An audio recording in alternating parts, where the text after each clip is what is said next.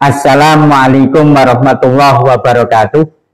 Sejatinya orang yang menolak dan melawan tesisnya Kiai Haji Imaduddin Usman Al-Bantani itu sama saja menolak kebenaran Tuhan. Kenapa saya mengatakan begitu? Karena tesisnya Kiai Haji Imaduddin Usman Al-Bantani dalam membatalkan nasabnya habaib itu berdasarkan ilmu, bukan nafsu, dan kebenaran itu bisa dibuktikan dengan sebuah ilmu, bukan nafsu. Jelas ya, berpikir dong yang jernih, jangan keruh. Assalamualaikum warahmatullahi wabarakatuh. Yang kedua tuh, ini ada orang namanya Gus Ahong.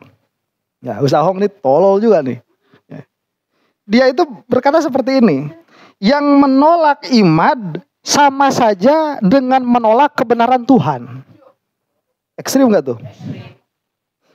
Dia kasih taklil, alasannya karena tesis imad berdasarkan ilmu, bukan hawa nafsu. Cek manehanana teh. Jadi dia itu sudah mengatakan kita yang menolak pendapatnya imad ini sudah menolak ilmunya Tuhan.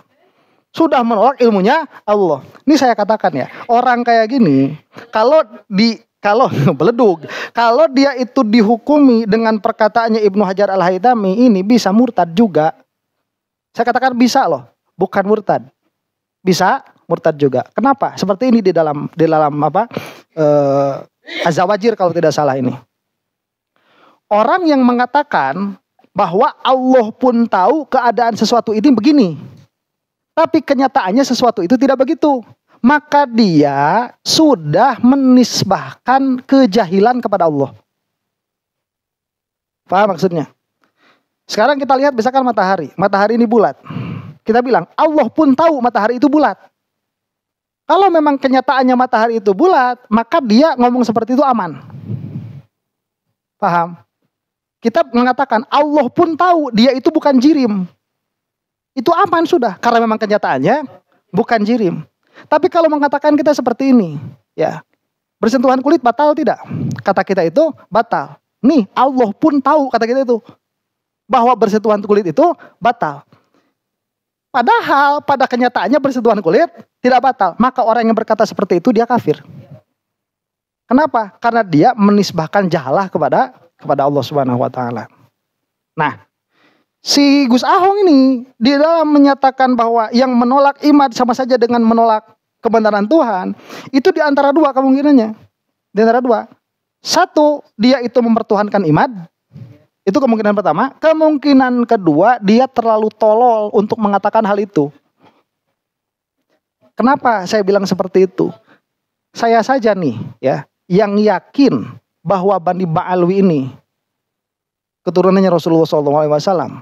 Dia itu dikuatkan dengan ijma, ya, dengan ijmanya para ulama. Saya nggak berani ngomong seperti itu. Kenapa? Karena ini tetap zonni. Karena ijma sukuti ini para ulama ada khilaf di dalam ketetapannya. Saya yakin berapa persen? 100%. Tapi apakah itu sesuai dengan waqi'? Ada kemungkinan. Tidak, karena itu zonni. Cuman kemungkinannya itu 0,1%. Kemungkinan itu tipis sekali karena ini sudah terjadi bil ijma. Kemungkinan itu bukan, sangat kecil sekali.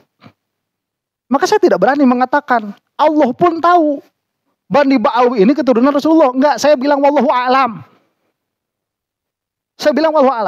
Dalam hal-hal qat'iyat saya baru mendapatkan, bukan baru ya, udah agak lama. Saya ini mendapatkan, saya kira dalam hal qat'iyat para ulama itu tidak akan mengatakan wallahu a'lam.